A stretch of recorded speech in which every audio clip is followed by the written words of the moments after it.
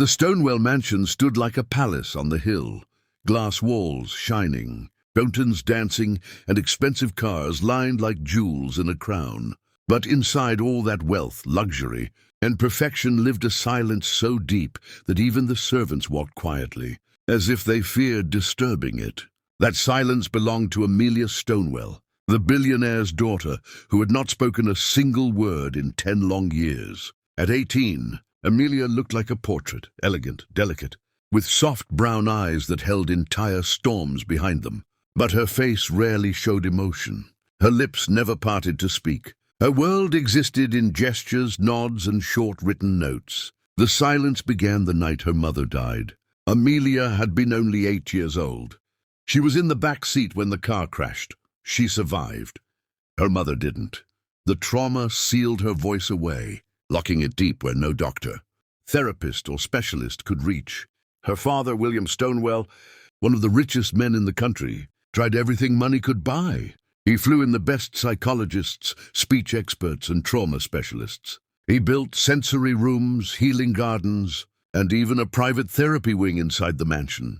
But nothing worked. Now every morning, Amelia followed the same quiet routine. She walked barefoot across the cold marble floor, holding her sketchbook close to her chest like it was her diary. She slipped out to the garden and sat under the giant oak tree, the only place she felt safe. There she sketched for hours, birds, clouds, people she missed, memories she couldn't speak about. Her drawings were beautiful but always sad. Birds with broken wings, girls with no mouths drawn on their faces, flowers drooping under too much rain. Her father often watched her from the upstairs balcony, his heart heavy with helplessness. He would trade his millions, his companies, even his empire, if he could hear her voice just one more time. "You're still trapped in that world without sound," he whispered one morning. "How do I bring you back?" But Amelia didn't need more medicine. She didn't need more expensive therapy. What she needed was something William never thought to give her. Simple human kindness, a connection untouched by money or pressure. And that healing would come from someone unexpected, a poor black boy from the other side of the mansion gates. Someone whose heart, not his wallet, had the power to change everything. Just 2 miles away from the Stonewell mansion, the world looked completely different. The roads were cracked, the houses were old, and the streetlights flickered like tired fireflies. This was Rivers District, one of the poorest neighborhoods in the city. But inside a tiny apartment on the 3rd floor lived a boy whose spirit was richer than gold. Jamal Rivers, 12 years old, started his mornings differently from most kids. While others rushed to school with backpacks filled with books, he walked the streets with a plastic bag, collecting recyclable cans and bottles. Every cent mattered. His mother worked double shifts at the nursing home, and Jamal did whatever he could to help. Despite the hardship, Jamal never complained. He had a smile that warmed strangers and a heart that believed. The world could be kinder, even to kids like him.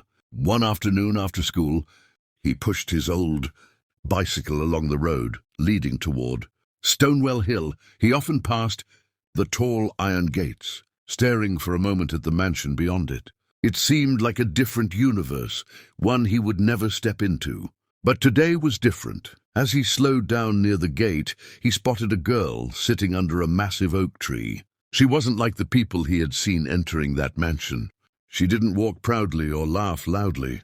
She sat quietly, her head bent over a sketchpad, her long hair falling like a curtain around her face. Something about her loneliness stopped him. Jamal hesitated, gripping the handlebars.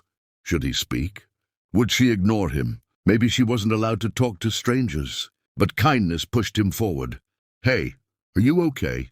he asked, his voice gentle. Amelia's head lifted slowly. Her eyes widened a little, not in fear but in surprise. She wasn't used to people approaching her without formality or instructions. Jamal noticed her sketchbook. "Your drawings, they look cool. Can I see?" After a long moment, she turned the book slightly, revealing a sketch of a small bird with broken wings. Jamal's face softened. "It's beautiful," he said sincerely. "But you know, even birds with broken wings can learn to fly again." That simple sentence hit something deep inside. Amelia, something she couldn't explain. She didn't speak. She didn't write. She just looked at him with eyes that shimmered with a question. How did a stranger know exactly what she felt? Jamal visited the gate again the next day, and the next, and for the first time in years, Amelia didn't feel alone. The sun hung low over the Stonewell estate, casting long golden shadows across the oak tree where Amelia sat sketching. Jamal had been coming every afternoon for a week now, always stopping at the gate, always talking, always patient. He never demanded a response. He never made her feel rushed. He simply existed in her world, a world she had built entirely on silence. That day, Jamal held a small, carefully folded origami bird in his hands. "I made this for you," he said shyly, holding it out. "It's not perfect, but I thought you might like it." Amelia's fingers hovered over the tiny creation. The folds were rough, edges uneven, but the care behind it made it perfect in her eyes. She pressed it gently to her chest rising and falling faster than usual. Jamal noticed a flicker in her eyes, something he hadn't seen before, a spark, a crack in the wall of silence. "Do you like it?" he asked, voice trembling slightly. Amelia stared at him for a long, suspended moment. The air between them seemed to hold its breath. Then something extraordinary happened. Her lips parted just slightly. A sound, soft, fragile, trembling, escaped. "A bee bird." Jamal froze, his eyes widening in shock. "Did you say that?" She nodded slowly, tears forming in the corners of her eyes. Her voice cracked again. "Bird!" Jamal's grin spread across his face, wide and pure. You talked," he whispered, almost afraid to believe it. "You actually talked." Amelia pressed the origami bird closer to her chest, trembling as her tears fell freely. Her eyes locked on Jamal's, and she whispered again, this time a little stronger, a little clearer. "Thank you." Hidden behind the hedges, William Stonewell, Amelia's father, had been watching silently. His heart stopped. He had seen therapists fail, specialists give up, and he had almost lost hope.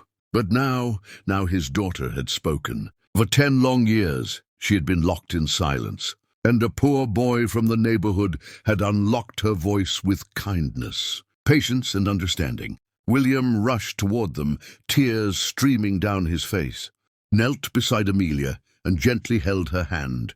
"Amelia, my angel, you spoke," he whispered, choking on his own emotions. Amelia looked at him, her voice still trembling, and repeated softly, "Thank you." It wasn't a speech. It wasn't complete sentences. But it was a breakthrough, a bridge between years of silence and the world she had shut herself away from.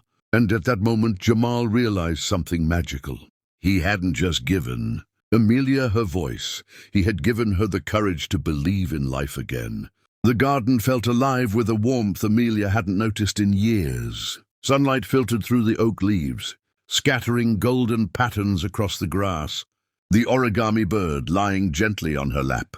Her voice had returned, even if only in tiny, trembling whispers. And for the first time, she felt a sense of connection, not just to words, but to the world outside her silence. Her father, William Stonewell, knelt beside her, tears glistening in his eyes. His normally composed billionaire facade had vanished. "Amelia, my angel," he whispered, voice breaking. "You spoke.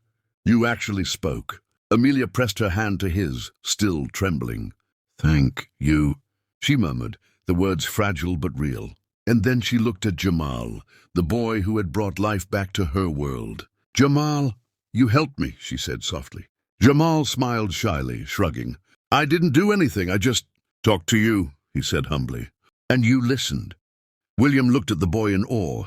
His mind raced, realizing that money, power, and privilege had failed to bring Amelia back to life. But a simple, honest heart had succeeded. "Thank you, son," he said, his voice thick with emotion. "You gave me back what I thought I lost forever." From that day on, Jamal became a regular presence at the Stonewell mansion. William ensured his family was cared for, providing opportunities and support Jamal had never imagined.